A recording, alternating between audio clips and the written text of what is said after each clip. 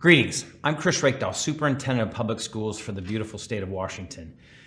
If you're like me, you've read a lot of news, you've watched a lot of news, and you've heard a lot about what's happening in Washington, D.C. I wanted to take the time, kind of like we did during COVID, to just sit down, explain everything that we understand from your state education agency about what's happening in Washington, D.C., the potential impacts on our state, and where we go from here.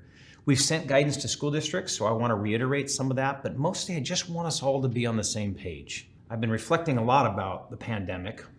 This is now 5 or 6 years ago, but we had a common enemy because it was unknown, and ultimately it took the lives of more than 1 million Americans. So the response we needed to have in each of the states, there was a rallying element to that. There was a we're in this together until we got vaccines and until we knew the science, and then we were able to react differently. This is different. This is going to require us to have a civility and a respect for each other that's really, really compelling us to support our kids in a different way. This is derived of politics, national politics, a presidential election. We have different opinions about that, and that's okay. We're of different parties, we're of different political values, we're from different regions of the state, different religious backgrounds. That's really good. That's what makes us Washington State. That's what makes us strong. But it also means it's hard to be in common about this stuff because there are folks who just flat out believe differently than somebody else. It doesn't change the fact that we can be on the same page about the law, what our state laws do, and what the federal government owes to our state in all of this process. And it doesn't change the fact that every single day, 1 million Washington kids go to classrooms. They're in front of teachers and paraeducators and building leaders and school bus drivers and so many people who care about them. Because no matter what, no matter who we are politically as individuals, we have a common interest in our public schools. And on that, I hope we can unite. So let's get into some of what we faced over the last 3.5 weeks and where we go from here. First, we got an executive order from the president around undocumented youth. There was clearly an effort here to use his immigration enforcement processes to do something that we've not seen in decades, which is potentially use our schools, our churches, and our hospitals, previously safe havens, to enforce immigration. Now, we're not federal officers in the state of Washington, and we're going to follow all the laws, and that's the guidance that we've given our school districts. But it's really important for all families to know that in this state in particular, our Constitution guarantees every child who resides here a basic ed. They have a civil right to basic education regardless of their documentation status. That's our law, that's what we're going to follow, and that's what we've told our districts. It means that they absolutely are going to stand strong to gather the appropriate information if ICE officers or enforcement officers seek access to students or data on our schools. Within the law, we get to expect a court order or some kind of court requirement that officer is there. We get to identify who they're seeking out and what information. We get to notify parents and guardians, local attorneys. We get to notify our principals and our superintendents. We've got a framework here for protecting kids within this current executive order. We won't violate that. Our state laws and our federal laws allow for us to protect kids while we follow the federal framework. We've got another order on trans youth. Again, this is Title IX, and this perhaps is the most controversial. And so I don't mean to demean, diminish, or disrespect anyone's personal views on this. What I will say is we have a civil rights framework in this state. It includes trans youth. This is a biological question. It is quite simply inaccurate to say biologically that there are only boys and there are only girls. There's a continuum. There is a science to this. There are children who are born intersex. There are children whose chromosomes and their hormones aren't consistent with their sex at birth. That's not a debate we're going to have today. I just want to remind you of our civil rights obligation. Our state laws make clear that students get to identify and participate in activities based on the gender in which they identify. We're going to uphold that law, and here's why every law-abiding Washingtonian, I hope, will respect that.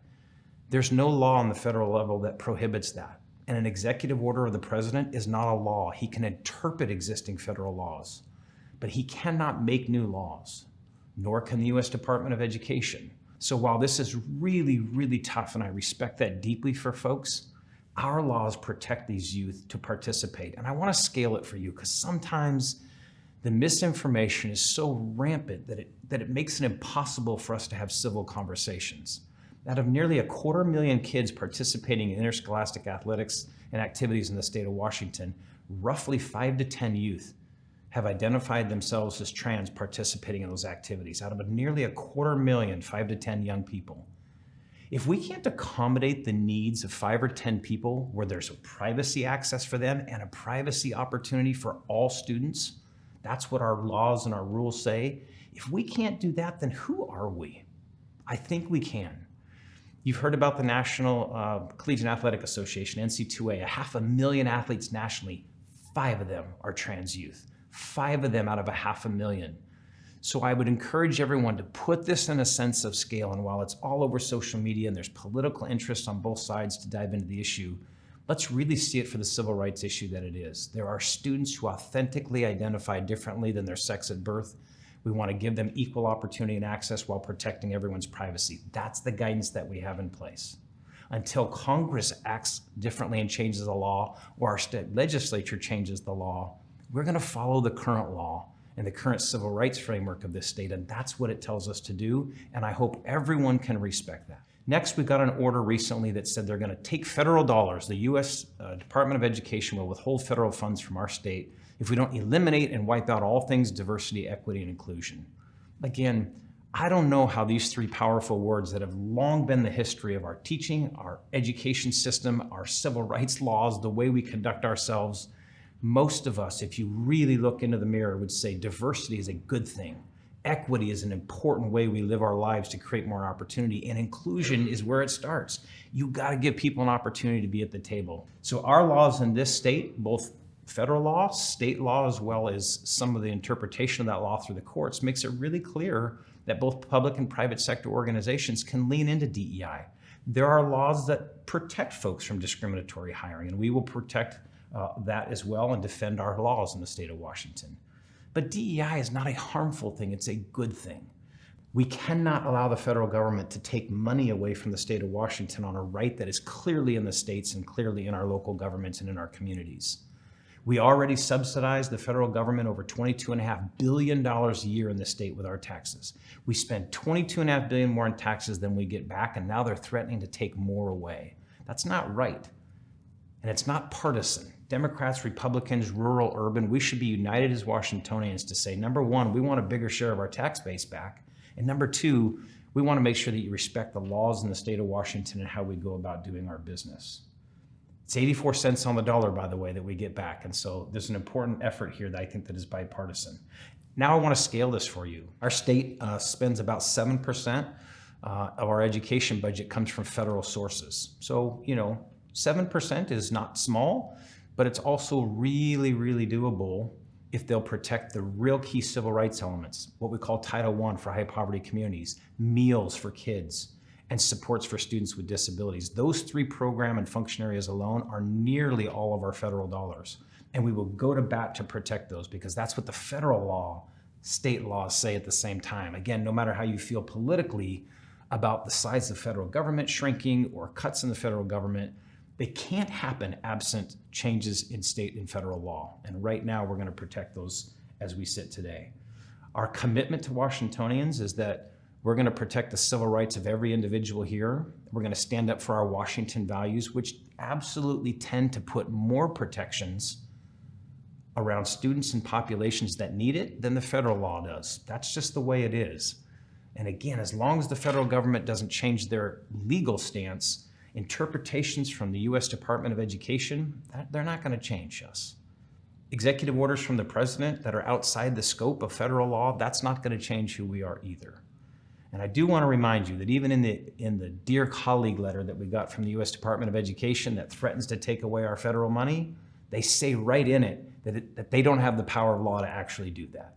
They're trying to intimidate us into that, which we will not be intimidated. Lastly, let's keep focused on what we do as Washingtonians, which is lean into our youth. I've said it before and I'll say it again, nearly 3/4 of our state budget is focused on youth, protecting students who have been abused, accessing early learning for kids, our K-12 system, our higher education system, our access to healthcare services for youth. This is a budget that's about young people. And those young people right now, outperforming the rest of the country on all the standardized tests that we give them. We have work to do. We've seen declines for a better part of 13 years. The whole country has, in fact, the whole world has, largely due to social media impacts. So we want to lean into that, and we're challenging our lawmakers to do that. If the federal government's going to threaten our dollars, we're going to do everything we can to protect them, but let's simultaneously lean into our state legislature's expectations, both on our performance, but our expectation of them to fund that system. We need supports for students with disabilities. We need transportation dollars, and we need to pay for inflation. And that's part of why this is such a complicated time. The federal government is shaking our confidence with their threats. Sometimes they're illegal threats. At the same time, people are hearing about cuts to their schools. So let's lean into it. Let's advocate together to make sure that we protect ourselves from the harms of the federal government when they're out of bounds, and let's lean into the investments that we need as a state. Lastly, thank you to all the Washingtonians last Tuesday who voted. We had an enormous percentage of our operating levies and our capital levies passed in this state. Our local voters have said very clearly that they love and appreciate, respect, and want to fund their local schools. And this office is going to do everything we can to challenge our lawmakers to lean into their job, while we also work very hard to protect ourselves from a federal government that now wants to step on our civil rights, step on our local control, and ultimately potentially take away our federal dollars. Just thank you for paying attention to the conversation. It's as big as it's ever been in this country. I know it can feel very political, and I deeply respect that people vote different ways. There should be something common around our schools, around investment, around protecting our state rights, our local control. There should be something powerful about getting our share of our tax base back into Washington state. In the coming weeks or months, I'll come back to video where we think there's significant guidance we've given our school districts that we want everyone to hear about. We may come back to clarify where we are on positions of getting our schools funded and any other impacts. This is going to take a while for us to kind of ground ourselves in what it means to be Washingtonians across the Cascade Crest, left and right, Democrats, Republicans, urban and rural. We are one state with a single interest in youth, a single interest in the success of our kids and our communities. And despite our political differences, I know we can lean into that moment right now. Thank you for tuning in.